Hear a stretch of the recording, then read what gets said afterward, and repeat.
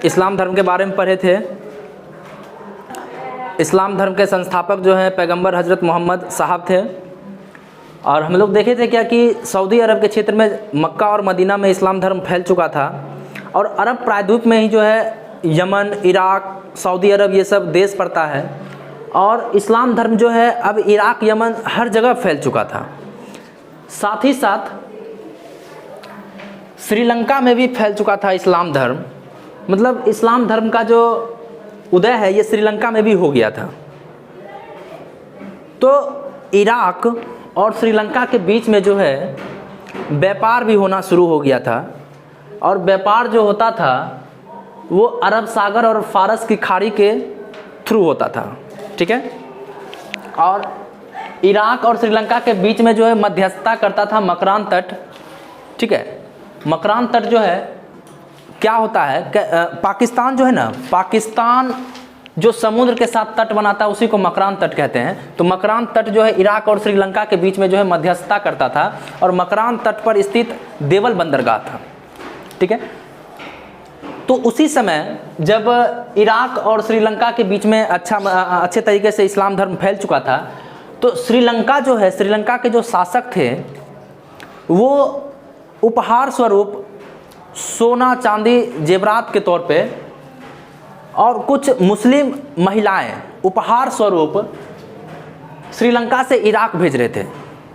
Iraq के governor उस समय हज्जाज थे।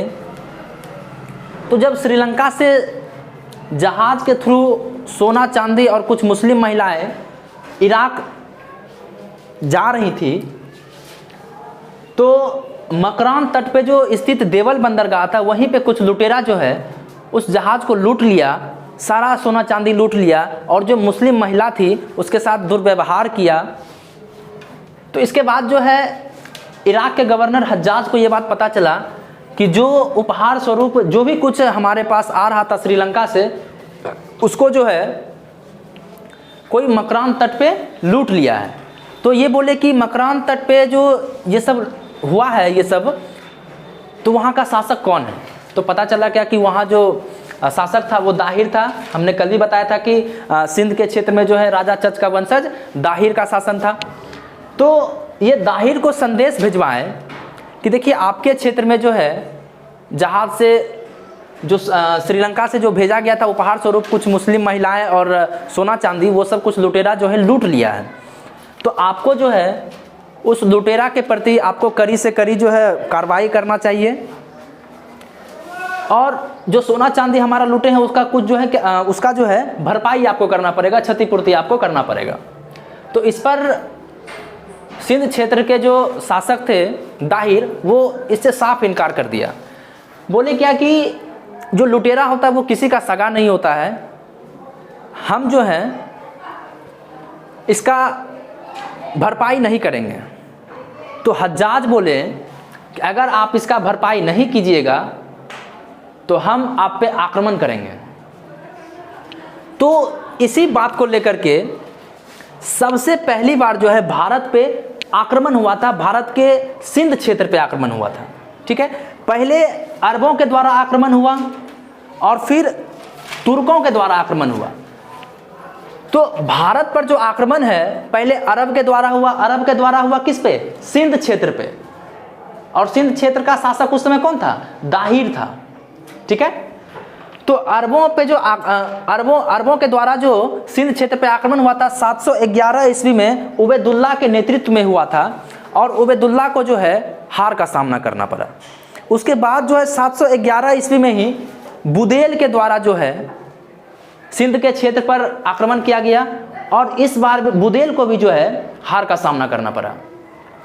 फिर 712 ईस्वी में मोहम्मद बिन कासिम जो बचपन से ही लड़ाकू प्रवृत्ति का था और ये मोहम्मद बिन कासिम जो है इराक के गवर्नर हज्जाज का भतीजा भी था और दामाद भी था। तो ये सोचा कि ये बचपन से तो इसको लड़ने उड़ने बहुत मन लगता था, तो क्यों ना हम इसको एक बार मतलब भेज करके ट्राई करें। तो हज्जाज जो है मोहम्मद बिन कासिम को सिंध क्षेत्र पर आक्रमण करने के लिए बोला और मोहम्मद बिन कासिम आक्रमण किया और दाहिर को मौत के घाट उतार दिया, हरा दिया। और सिंध क्षेत्र पर जो है अपना कब्जा जमा लिया।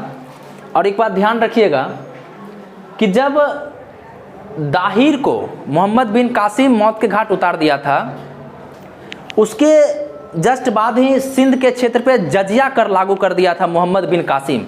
जजिया कर हम कल भी बताए थे कि जजिया कर उसको कहते हैं जो मुसलमान, जो इस्लाम धर्म को नहीं मानता है, ठीक है। तो ये पहले चलता था सऊदी अरब में, पैगंबर हजरत साहब जजिया कर लगाए थे। लेकिन भारत के क्षेत्र में सबसे पहले सिंध के क्षेत्र में जो है मोहम्मद बिन कासिम के द्वारा ही जजिया कर लगाया गया था। जजिया कर गैर मुसलमान से लिया जाता था, जो मुसलमान नहीं बनना चाहते हैं, जो नहीं चाहते हैं कि हम पे ज़बरदस्ती इस्लाम धर्म थोपा जाए, वो कर दीजिए। और जजिया कर जो एक सुरक्षात्मक कर था, ये महिला, बुजुर्ग, बच्चा, अपाहिज, ये सबसे नहीं लिया जाता था और ब्राह्मण से भी नहीं लिया जाता था, ठीक है। और ये जो मोहम्मद बिन कासिम दाहिर को हराया था ना, उस समय ब्राह्मण जो है मोहम्मद बिन कासिम का ही साथ दिया था, इसलिए भी जजिया कर ब्राह्मण से उस समय नहीं लिया जाता था, ठीक है। उसके बाद कह रहा है कि अरबों के द्वारा जो है सिंध पर विजय प्राप्त कर लिया गया। तो विजय वृतांत जो है चचनामा ग्रंथ लिखा गया, वो अली अहमद के द्वारा लिखा गया था और अरबी भाषा में जो है अबू मुआसिर के द्वारा लिखा गया था। फिर 713 ईस्वी में मोहम्मद बिन कासिम जो है मुल्तान का विजय किया। मुल्तान से जो है बहुत ज़्यादा मात्रा में सोना चांदी को लूटा और इस कारण जो है मुल्तान को स्वर्ण नगरी भी कहा जाता है, ठीक है। फिर उसके बाद 714 ईस्वी में इराक में जो है कुछ राजनीतिक संकट उत्पन्न हुआ। तो इराक का जो गवर्नर हज्जाज है वो संदेश भेजा मोहम्मद बिन कासिम को कि आप जो है इराक वापस लौट जाइए, यहाँ का राजनीतिक संकट को मतलब आप दूर कर सकते हैं। तो 714 ईस्वी में ही जो है मोहम्मद बिन कासिम सिंध के क्षेत्र से रिटर्न हो रहा था इराक, और रास्ते में ही जो है खलीफा पर तो उसमें वाहिद थे, ठीक है। तो खलीफा वाहिद जो है मोहम्मद बिन कासिम को मौत के घाट उतार दिया, ठीक है। मोहम्मद बिन कासिम जो है उसका उद्देश्य ही था कि हमको इस्लाम धर्म का प्रचार प्रसार करना है और भारत को लूटना है, उससे धन प्राप्त करना है और धन प्राप्त करके अपने देश में ले जाकर के इस्लाम धर्म का प्रचार प्रसार करना है।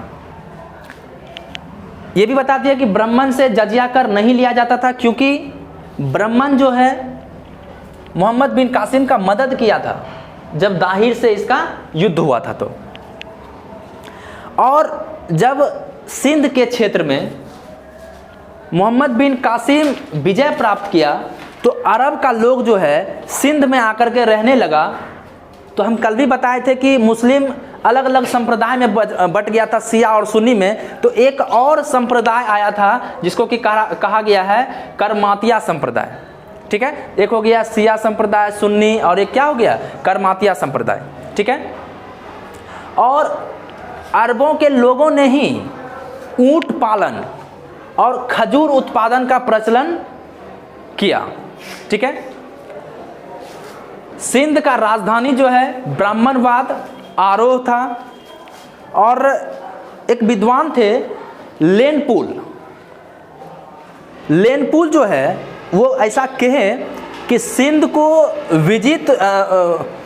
विजय तो किया, किंतु यह विजय ऐतिहासिक और इस्लाम धर्म की घटना मात्र रह गई। ये इसलिए ऐसा कहे क्योंकि जो मोहम्मद बिन कासिम था वो भारत को ज़्यादा नुकसान नहीं पहुंचा पाया, क्योंकि वो भारत का एक क्षेत्र सिंध के क्षेत्र पर ही विजय प्राप्त किया था, ठीक है। इस कारण से लेनपुल जो है ऐसा बात कहें। उसके बाद जो है अरबी लोग कागज का आविष्कार, कंपास, छपाई खाना, बारूद, ये सब का ज्ञान जो है अरब के लोग ही यूरोप तक पहुंचाए। ये जितना भी कागज का आविष्कार वगैरह वो सब समय हो गया था, तो ये सब का जो ज्ञान है ये अरबी लोग ही यूरोप तक पहुंचाए। और अरबों के द्वारा जो भारत पे आक्रमण है ये यहीं पे आकर के क्या हो गया, समाप्त हो गया, ठीक है। इसके बाद जो है हम लोग को अब पढ़ना है तुर्क मुसलमान के बारे में। तो तुर्क मुसलमान में मेनली हम लोग को दो के बारे में पढ़ना है, एक महमूद गजनवी के बारे में और दूसरा मोहम्मद गौरी के बारे में, ठीक है। तो इसके पीछे भी अब तुर्क के जो लोग थे वो मुसलमान नहीं थे पहले, तुर्क के लोग जो है मुसलमान बाद में बने। तो इसके पीछे भी कहानी है, उसको हम लोग नेक्स्ट क्लास में देखेंगे, ठीक है। आज के लिए इतना ही, धन्यवाद।